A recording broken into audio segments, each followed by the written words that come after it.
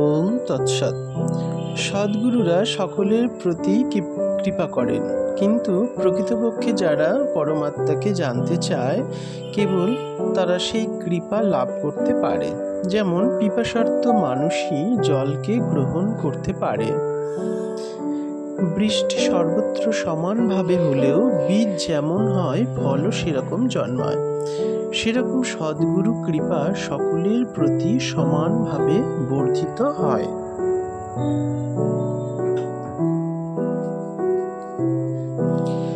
যার যেমন সংস্কার বা ইচ্ছা সে এর থেকে সেরকম ফলই লাভ করে থাকে। বিশ্বসার তন্ত্রে বলেছেন, সেই সদ্গুরুকে আমি নমস্কার করি যিনি ব্রহ্মানন্দ স্বরূপ, যিনি পরম সুখপ্রদাতা, যিনি নির্লিপ্ত, যিনি পার্থিব বন্ধনে আবদ্ধ নন, যিনি জ্ঞান মূর্তি, যিনি সুখ দুঃখের অতীত, যিনি গগন সদৃশ নিষ্পাপ, যিনি তত্ত্বমসি প্রভৃতি বাক্যের লক্ষ্য, এক নিত্য বিমল অচল সকল বুদ্ধির সাক্ষী, ভাবাতীত ও ত্রিগুণ রহিত। শ্রীকৃষ্ণ ভাগবতে বলেছেন, আমাকে আচার্য বলে জানবে। সাধারণ গুরু শ্রেণী অপেক্ষা উন্নততর আর এক শ্রেণীর গুরু আছেন ঈশ্বরের অবতারগণ।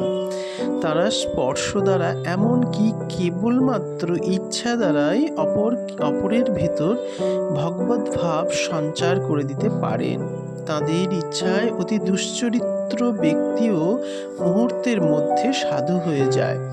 এরাও গুরুরও গুরু, মানুষের ভেতর ভগবানের শ্রেষ্ঠ অভিব্যক্তি। সদ্গুরু বা মহাপুরুষের 5টি লক্ষণ রয়েছে: সন্তোষ, নিমগ্নতা, নির্লিপ্ততা, যেখানে যেমন সেখানে তেমন, এবং সাধু সাধু পদে পদে। প্রাপ্তি অপ্রাপ্তি, অনুকূল প্রতিকূল সকল অবস্থায় তিনি সন্তোষে থাকেন। সব বিষয়ে মহাপুরুষ পূর্ণ মনোনিবেশ করেন। এটা ভালো ওটা মন্দ বিচার করেন না, যা মনে ওঠে তাতেই সম্পূর্ণ মগ্ন হন। তিনি আকাশের মতো সব কিছু আকাশে ওতপ্রোত, অথচ আকাশ কিছুতেই লিপ্ত নয়। আবার তিনি রাজপ্রাসাদে রাজার পাশে সম্রাটের ন্যায় এবং দরিদ্রের কুঠিরে তার পাশে দিনের ন্যায় বিরাজ করেন। যেখানে যেমন সেখানে তেমন। পঞ্চম লক্ষণটি হলো যে তিনি সব কিছু থেকে আনন্দ নেন, সাধু সাধু পদে পদে। সদ্গুরু এবং মহাপুরুষরা সাধারণত আসক্তিহীন এবং বিরক্ত শূন্য অবস্থায় থাকেন। কাশীর ত্রৈলঙ্গ স্বামী ছিলেন অনাসক্ত বা নির্লিপ্ততার প্রতিমূর্তি। কাশীতে তিনি চলন্ত শিব বলে পরিচিত ছিলেন। একদিন তিনি রাস্তা দিয়ে আপন মনে যাচ্ছেন। তখন কাশীরাজ রাজপ্রাসাদ থেকে দেখতে পেয়ে লোক পাঠিয়ে তাঁকে অন্দরমহলে নিয়ে এলেন। সুবাসিত জলে স্নান করিয়ে অগুরু চন্দন লেপন করে সোনার সিংহাসনে বসিয়ে দেওয়া হলো। তারপর তাকে পরিয়ে দেওয়া হলো নববস্ত্র আর বহুমূল্যে তাজ, দামি সোনার জড়ি বসানো শাল গায়ে জড়িয়ে অলংকার পরানো হলো। নানা দ্রব্যাদি দিয়ে পূজা করলো। সবার অভিলাষ মতো সেবা যত্নের সুযোগ দিয়ে এবার যাবার জন্য ত্রৈলঙ্গ স্বামী পা বাড়ালেন। রাজপ্রাসাদ থেকে বের হতেই কয়েকটা বদ চোর দেখল নাঙা সাধু বাবার গায়ে দামি শাল, অলংকার ইত্যাদি। চোরেরা একে একে সামনে এসে প্রণাম করল। ত্রৈলঙ্গ স্বামীও সঙ্গে সঙ্গে চুপচাপ দাঁড়িয়ে পড়লেন। চোরেরা এবার তার গা থেকে সমস্ত অলংকার, তাজ, শাল, এমনকি পরিধানের বস্ত্রখানি পর্যন্ত খুলে নিয়ে পালিয়ে গেল। তারপর ত্রৈলঙ্গ স্বামীও হাঁটতে লাগলেন। ওই পথ দিয়ে আসছিলেন বিজয় কৃষ্ণ গোস্বামী। দূর থেকে সব দেখছিলেন চোরেদের কাজ। ত্রৈলঙ্গ স্বামীর কাছে সে সবিনয়ে জিজ্ঞেস করলেন, এ কি হলো? উপরে নিচে আর সামনের দিকে 3 বার তুড়ি বাজিয়ে সাধু বাবা তাকে বুঝিয়ে দিলেন। যিনি ওসব পরিয়েছিলেন তিনি আবার খুলে নিয়ে গেলেন। কোনো আসক্তি বা বিরক্তির চিহ্ন মাত্র নেই, একেবারেই অনাসক্তি। সদ্গুরু নিরভিমান, আত্মসুখে উদাসীন, নির্লোভ হয়। তাঁর সামান্যতম আত্মসুখ লিপ্সা বা বিপ্রলিপ্সা থাকে না। সদ্গুরুর কারোর কাছে কিছু চাওয়ার থাকে না। চাওয়া হলো কাঙালপনা, চাইতে গেলেই ছোট হতে হয়। শ্রীরামকৃষ্ণ নরেনকে পাঠালেন মায়ের কাছে চাইবার জন্য। নরেন পারল না। ভগবান পর্যন্ত বামন হলেন বলির কাছে ত্রিপদ ভূমি চাইতে গিয়ে। সদ্গুরু সাধারণত সিদ্ধ পুরুষ হন। এই প্রসঙ্গে কোনো ব্যক্তি শ্রী রামকৃষ্ণ পরমহংসদেবের নিকট জিজ্ঞাসা করলেন, সিদ্ধ পুরুষ হলে কিরূপ অবস্থা হয়?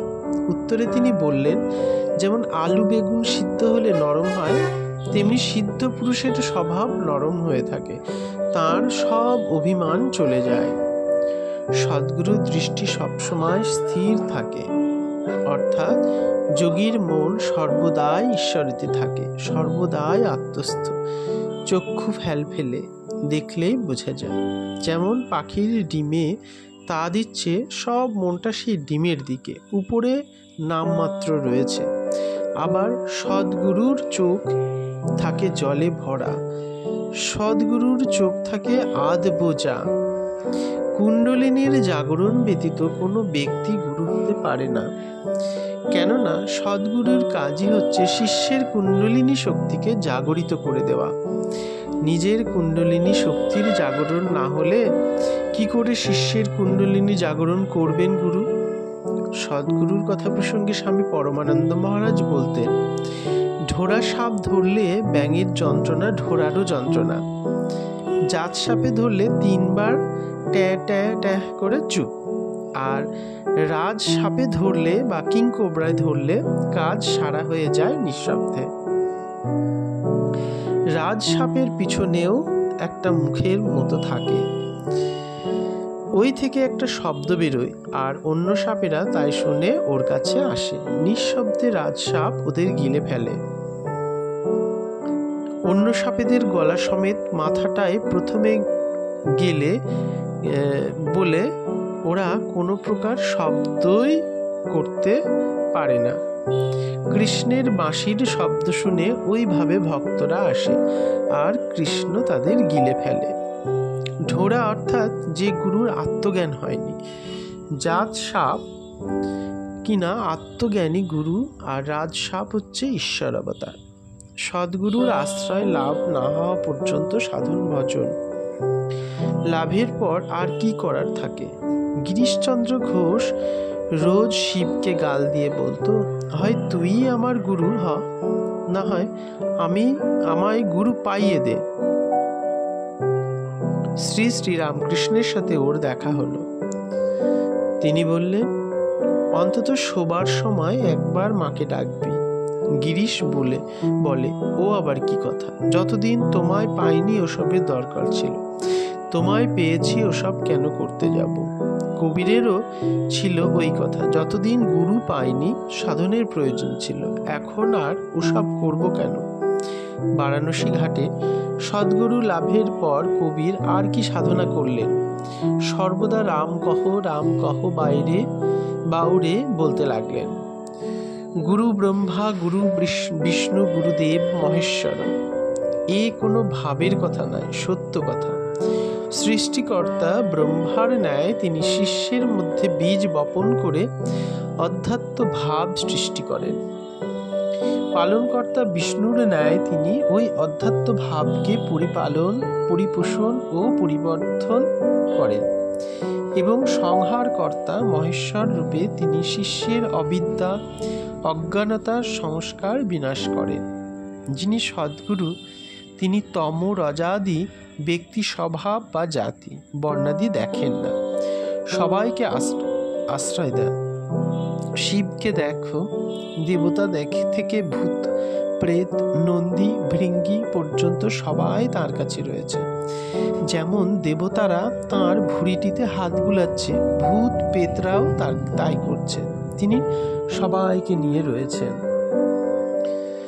সদ্গুরুরা মানুষের গুণ পরিবর্তন করতে পারেন। স্বামী বিবেকানন্দ বলেছেন যে ঠাকুর যেন এক তাল কাদার মতো মানুষটাকে নিয়ে ইচ্ছা মতো রূপ দিতেন।